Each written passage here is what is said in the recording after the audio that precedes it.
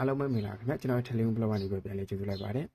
ဒီနေ့မှာတော့ကျွန်တော်ပြောပြပေးသွားမယ့်အကြောင်းလေးကတော့ကျွန်တော်တို့ဒီ Facebook Like and Follower တွေကျွန်တော်ဘယ်လိုမျိုးတိုးလို့ရမလဲပြီးတော့ဒီ YouTube ကျွန်တော်တို့ Facebook YouTube တို့ကျွန်တော်တို့ TikTok တို့Like and Follower တွေ Subscriber တွေဘယ်လိုမျိုးတိုးလို့ရမလဲဆိုတဲ့အကြောင်းလေးကိုဒီနေ့မှာတော့ပြောပြပေးသွားမှာဖြစ်ပါတယ်ပထမဆုံးကျွန်တော်တို့ကဘယ်လိုသွားမလဲဆိုရင်ကျွန်တော်တို့က Crown ဖြစ်ဖြစ် Brown တာဖြစ်ဖြစ်ကျွန်တော်တို့တခုတည်းသွားမယ်သွားပြီးလို့ရှိရင်ကျွန်တော်တို့ဒီနေရာမှာ IRS ဆိုပြီးကျွန်တော်တို့ဒီလိုမျိုးလေးရလိုက်ပါတော့ရလိုက်လို့ရှိရင်ကျွန်တော်တို့ကဒီလိုမျိုးလေးတွေ့ပါလိမ့်မယ်တွေ့ပြီဆိုရင်ကျွန်တော်တို့ကဒီမှာဆိုရင် sign up ကိုကျွန်တော်တို့နှိပ်ပေးလိုက်ပါ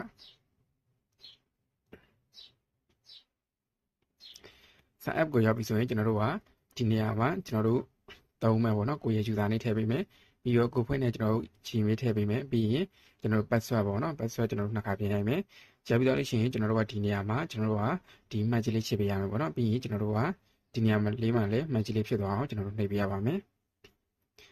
ကြဒါဆိုရင်ကျွန်တော်ဒီပေါ်မှာကျွန်တော်ရလိုက်မှာပေါ့နော်။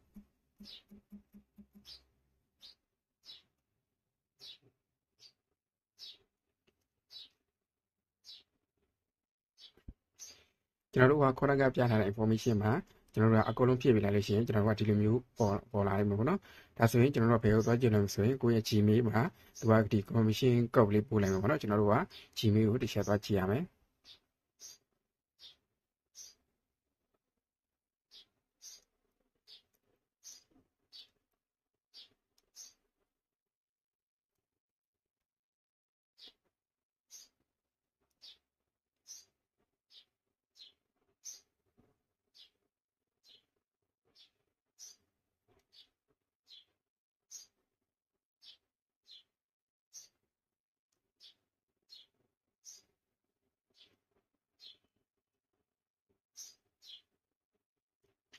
โอเคဒါဆိုရင်ကျွန်တော်တို့က Gmail တဲ့ကိုဒီလိုမျိုးလေးကျွန်တော်တို့မေးရောက်လာလိုက်မယ်ပေါ့နော်ရောက်လာပြီဆိုရင်ကျွန်တော်တို့က email ကိုနှိပ်လိုက်ပါနှိပ်သွားလို့ရှိရင်ကျွန်တော်တို့ကသူပြထားတဲ့ဒီစာတန်းလေးမှာဒီအပြာရောင်လေးကိုကျွန်တော်တို့ကနှိပ်ပြီးတော့ confirm လုပ်ပေးရမှာဖြစ်ပါတယ်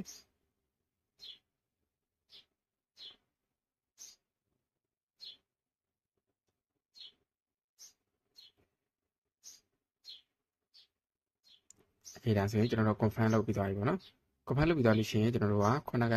ကျွန်တော်တို့ခုနကတည်းကိုကျွန်တော်ပြန်သွားမယ်ပေါ့နော်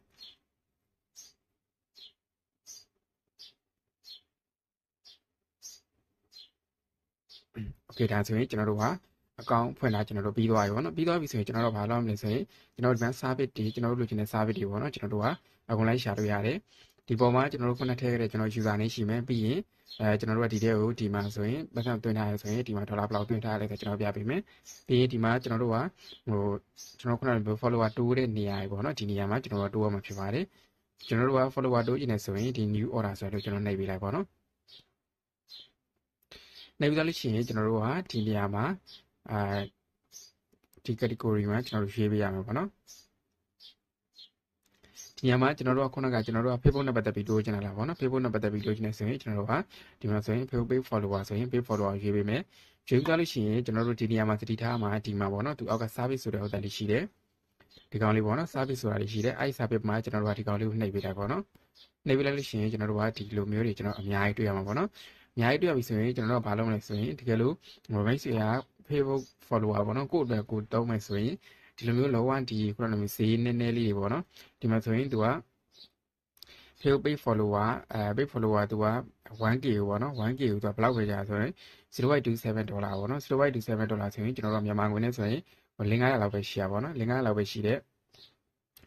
အဲ့လောက်ပဲပေးရရပေါ့နော်ကျွန်တော်တို့ခုနကမျိုးသူများဒီမှာသွားပြီးတော့ service ဝယ်မယ်ဆိုရင်ကျွန်တော်အများကြီးပေးရရပေါ့နော်ပြီးရင်ကျွန်တော်တို့ကဒီမှာဆိုရင် 1k ကို$0.32 1k ကို$0.8 1k ကို$0.80ပေါ့နော်ဒီလိုမျိုးကျွန်တော်တို့အောက်မှာလည်းအများကြီးပဲရှိရပေါ့နော် 1k ကိုသူခုနလိုမျိုးquality ကွာသွားရပေါ့နော် quality မြင့်ရင်မြင့်တယ်လို့သူက 1k ကိုဒီမှာဆိုရင်$9.9 $8ပေါ့နော်ဒီမှာဆိုရင်လည်း$8ဒီမှာဆိုရင်လည်း$8ပေါ့နော်အဲ့လိုမျိုးကျွန်တော်ရှိတယ်โอเคဒါဆိုရင်ကျွန်တော်တို့ဈေးနဲတာနဲ့ကျွန်တော်တို့ကဈေးများတာဘာကွာလဲဆိုရင်ဒီလိုမိတ်ဆွေကခုနလိုမျိုးကိုယ့်အတွက်ကိုသုံးမယ်ကိုယ့်ရဲ့ business အတွက်သုံးမယ်ဆိုရင်တော့ကျွန်တော်တို့ကဈေးများတာတွေပဲဈေးများတာတွေပဲတိုးပေါ့နော်ဘာလို့ဆိုရင်ဒီကောင်တွေကကျွန်တော်တို့ကလုံးဝ fake တွေပေါ့နော်လုံးဝ fake တွေကျွန်တော်တို့ကခုနလိုမျိုး follower ကျွန်တော်တိုးလိုက်တယ်ခဏကြီးပဲတိုးလာပါတော့ဒါပေမဲ့ကျွန်တော်တို့ကတခါလေမှ Facebook monetization နေရာမှာတွားကြည့်လို့ရှိရင်သူက follower လုံးဝတိုးမလာဘူးเนาะကိုယ့်ရဲ့မူရင်းရှိတဲ့ follower ပဲပြပေးတာကျွန်တော်တို့ဒီဈေးနေတဲ့ဟုတ်တယ်ပေါ့နော်ဒါလို့ကိုယ့်ရဲ့ business တော့ကျွန်တော်တို့ကဒီသုံးမယ်ဆိုရင်ကျွန်တော်တို့ကအနည်းဆုံးဒီ 3y ဒီကောင်တွေကနေပဲကျွန်တော်စာတို့ပေါ့နော် 3.50 ရဲ့ 3.7 ရဲ့ 3.80 ပေါ့နော်ဒီကောင်တွေပဲကျွန်တော်တို့ကဒိုးပေးပေါ့နော်ဘာလို့ဆိုရင်ဒီကောင်တွေကျတော့တကယ်တကယ်အစ်စ်တွေလို့ကျွန်တော်ပြောလို့ရပါတော့ဘာလို့ဆိုရင်သူကကျတော့လုံးဝခုနလိုမျိုး monetization ရှောက်နေရမှာဆိုအကျုံးဝင်တယ်ခုနလုံးဝကိုယ့်ရဲ့ follower ပေါ့နော်တိုးထားလားဆိုတော့လုံးဝမသိတာတဲ့ဥစ္စာပေါ့နော်ဒီကောင်တွေကကျတော့ကျွန်တော်တို့ခုနဈေးနေတာဖြစ်တဲ့အတွက်သူကကျတော့ဒီ Facebook မှာဆိုကျွန်တော်စပေးပေးနေတာ 1K ကိုကျွန်တော်2000ပေါ့နော်1500အဲ့လိုမျိုးပေးတဲ့လူတွေကကျွန်တော်တို့ကဒီကောင်တွေကိုသူတို့ကစပေးပေးတာဖြစ်ပါတယ်ဒီကောင်နဲ့ကြပါလဲဆိုရင်ရေရှည်မခံဘူးကျွန်တော်တို့ကရက်30လောက်နေလို့ရှိရင်ပြန်ပြီးလျှော့သွားတယ်ပေါ့နော်မတိမတာလေးပြန်ပြီးရော့သွားတယ်ပြီးရင်နောက်ပိုင်းကျရင်လို့ရှိရင်သူကလုံးဝပြန်ကျသွားတယ်ပေါ့နော်ကြာလို့ရှိရင်ပြန်ကျသွားဖြစ်တဲ့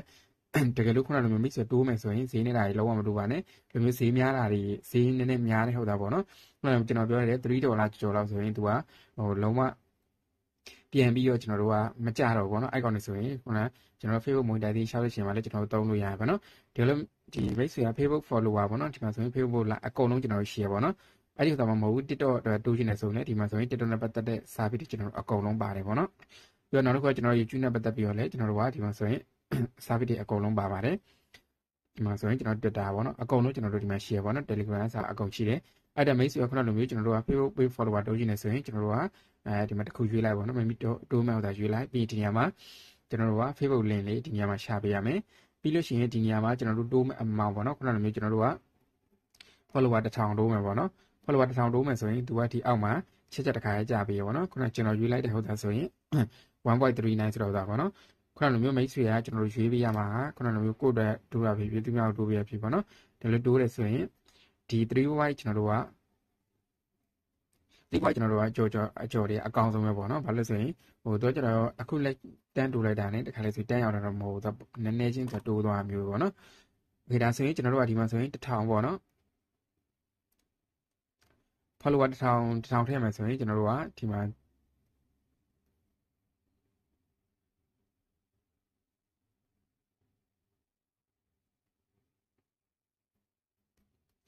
follower 1000ထည့်မယ်ဆိုရင်ကျွန်တော်တို့ဒီမှာ$3.36ပေးရပါတော့ဒီလိုကျွန်တော်တို့ကခုနကမျိုးဒီကောင်ကိုလုံးဝတိုးမယ်ဆိုတော့ကျွန်တော်တေချာသွားရင်ဒီ submit ကိုနှိပ်လိုက်ပါတော့ submit ကိုနှိပ်လိုက်လို့ရှိရင်ကျွန်တော်ရပြီကျွန်တော်တို့ကဒီကောင်ကိုတိုးဖို့မလုပ်ခင်မှာဘာလို့လဲမဆိုရင်ကျွန်တော်တို့ရဲ့ဒီ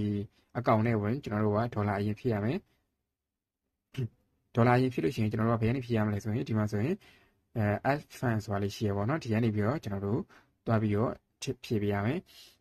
ဒီလိုမိတ်ဆွေဒီ link ကိုကျွန်တော်ရှာလို့မတွေ့ဘူးဆိုရင်တော့ကျွန်တော်ရဲ့ဒီ video ရဲ့ description မှာလည်းကျွန်တော်ရှာပေးထားတယ်ပြီးတော့ comment မှာလည်းကျွန်တော်ရှာပေးထားပါတယ်တော့ဒီမှာဆိုရင်ကျွန်တော်တို့ကပတ်စံထည့်ဖို့အတွက်သူကဒီမှာဆိုရင် visa နဲ့ထည့်လို့ရတယ်ပေါ့နော် visa နဲ့ထည့်လို့ရတယ်ပြီးတော့တခြားကျွန်တော်တို့ကဒီ payment တွေတော့ကျွန်တော်တို့ကဒီမြန်မာနိုင်ငံအသိမတုံးနဲ့ဟုတ်တာပဲပေါ့နော်တချို့ဟာတွေကဘိုင်းနဲ့ပေးလို့ကျွန်တော်တို့ပေးရဆိုလို့ဆိုရင် crypto micro coin pay လို့ဆိုတာဒါကျွန်တော်တို့ဒီမှာတော့သိမတုံးပေါ့နော်ဒီ USD တို့ Buffer money တို့ပေါ့နော်ကျွန်တော်တို့ဒီမှာဘယ်ကနေအဓိကလုပ်လို့ရလဲဆိုရင်ကျွန်တော်တို့ဒီမှာဆိုရင် visa ကတ်နဲ့ကျွန်တော်တို့ကလုပ်လို့ရတယ်ပေါ့နော် visa ကတ်နဲ့ဖြည့်လို့ရတယ်ဖြည့်မယ်ဆိုရင်ကျွန်တော်တို့ကဒီမှာဆိုရင် F1 ကိုကျွန်တော်နှိပ်လိုက်ပေါ့နော် visa နဲ့ဖြည့်မှာဆိုရင် visa ကိုအပေါ်မှာရွေးပြီးတော့ကျွန်တော်တို့ F1 နဲ့တွားလိုက်လို့ရှိရင်ကျွန်တော်တို့ကဒီမှာ visa ကတ်ဖြည့်မဲ့ information တွေပေါ့နော်ကျွန်တော်တို့ကြာလာလိမ့်မယ်โอเคဒါဆိုရင်ကျွန်တော်တို့ကဘယ်နှဒေါ်လာသူကဖြည့်မယ်လဲဆိုတာသူကဒီမှာပေးထားပါတော့ကျွန်တော်$10ဖြည့်မယ်ဆိုရင်$10ရွေးလိုက်ပါတော့ user name ကကျတော့ကျွန်တော်တို့ခုနကကျွန်တော်တို့ဒီ account ဖွင့်ထားတဲ့ user name ပေါ့နော်အဲ့ဒါကိုကျွန်တော်တို့ထည့်ပေးရမယ်ထည့်ပေးပြီးတော့ကျွန်တော်တို့ continue ဆက်နေလိုက်ပါတော့ဒါဆိုရင်သူကဒီမှာဆိုရင်total $10ပေါ့နော်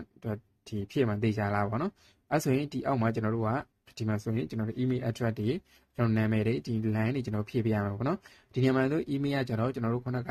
ဒီ account ဖွင့်ခဲ့တဲ့ email လည်းရတယ်မဟုတ်လည်းရတယ်ပေါ့နော်တခြား email လည်းရတယ်နာမည်ကကျတော့လေကိုယ့်ရဲ့နာမည်ကိုကျွန်တော်ထည့်ပေးမယ်ပြီးတော့ line တွေကကျတော့ကျွန်တော်တို့ဘာမှမရွေးချင်ဘူးဆိုရင်ကျွန်တော်တို့ကအကလုံးရန်ကုန်ဆိုပြီးရွေးခဲ့လိုက်ပေါ့နော်ဒီနေရာမှာမရွေးခင်ကျွန်တော်တို့က United States ဆိုတာကိုအရင်ရွေးရမှာပေါ့နော်နိုင်ငံမရွေးခင်မှာဘာလို့ဆိုရင်ကျွန်တော်တို့ကဒီနေရာမှာကျွန်တော်တို့မြန်မာကိုအရင်ရွေးမှာကျွန်တော်တို့ဒီမြန်မာနိုင်ငံမှာရှိတဲ့မြို့တွေပေါ့နော်သူကပေါ်လာမှာအဲ့ဒါကျွန်တော်ဒီမှာမြန်မာကိုရွေးမှာပေါ့နော်မြန်မာကိုရွေးပြီးတော့ရင်ဒီနေရာမှာကျန်တဲ့ ကျွန်တော်ဒီ city မှာလည်းကျွန်တော်ရန်ကုန်ပဲထည့် subdivision မှာလည်းကျွန်တော်ရန်ကုန်ထည့်ပါနော် street name မှာလည်းကျွန်တော်ရန်ကုန်ပဲထည့်လိုက် postal code မှာကျတော့ကျွန်တော်တို့ဘာဖြည့်ပေးလဲဆိုရင်တင်5လုံးကျွန်တော်ဖြည့်ပေးလိုက်ပါတင်5လုံးပေါ့နော်ကျွန်တော်ဖြည့်လိုက်မယ်ဖြည့်ပြီးတော့လို့ရှိရင်ကျွန်တော်တို့ကဒီအောက်မှာ visa card number ကျွန်တော်တို့ထည့်မယ်ပြီးတော့ကျွန်တော်တို့က visa card မှာပါတဲ့ expire date ပေါ့နော်အဲ့ဒါထည့်မယ်ပြီးတော့နောက်ကဒီတချို့ကတ်တွေကတော့3လုံးပေါ့နော်တချို့ကတ်တွေကတော့4လုံးပါတယ်ကျွန်တော်အဲ့ဒါထည့်မယ်ထည့်ပြီးတော့လို့ရှိရင်ကျွန်တော်တို့ကဒီ pay ကိုနှိပ်လိုက်ပါတော့ pay ကိုနှိပ်လိုက်လို့ရှိရင်ကျွန်တော်တို့ကဒါဆိုရင်ဒီ account ကျွန်တော်တို့ account လေးပေါ့နော်ခုန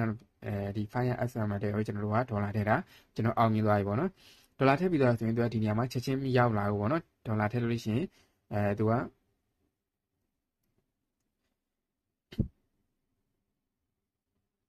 ခုနကျွန်တော်တို့ကဒေါ်လာပြလာတဲ့ခါမှာကျွန်တော်တို့ပြည်သားပေါင်းစုံမလေးရမယ်ပေါ့နော်အဲ့ဒါကိုကျွန်တော်တို့ဒီ contact app မှာကျွန်တော်တို့သွားပြီးတော့ဒီခုန transaction number လေးကျွန်တော်တို့ပို့ပေးရမယ်ပေါ့နော်ဒီနေရာမှာကျွန်တော် transaction number ကျွန်တော်ထည့်ပေးမယ်ဒီနေရာမှာခုနလိုမျိုး payment ဆိုပြီးတော့ကျွန်တော်ရိုက်ထည့်လိုက်ပါတော့ရိုက်ထည့်လိုက်လို့ရှိရင်ထည့်လိုက်လို့ရှိရင်ကျွန်တော်တို့ခဏနေပေါ့နော်နိုင်ဝက်လောက်နေဒီနေရာမှာကျွန်တော်ဖြည့်ထားတဲ့ account တွေကိုပတ်စံရောက်လာမှာဖြစ်ပါတယ်ဒီဒါတော့ဒီနေ့မှာပြောပြပေးကြတော့ကျွန်တော် Facebook TikTok YouTube like subscribe တွေကျွန်တော်တို့ follower တွေဘယ်လိုမျိုးတူရမလဲဆိုတဲ့အကြောင်းလေးကိုပြောပြပေးကြတာဖြစ်ပါတယ်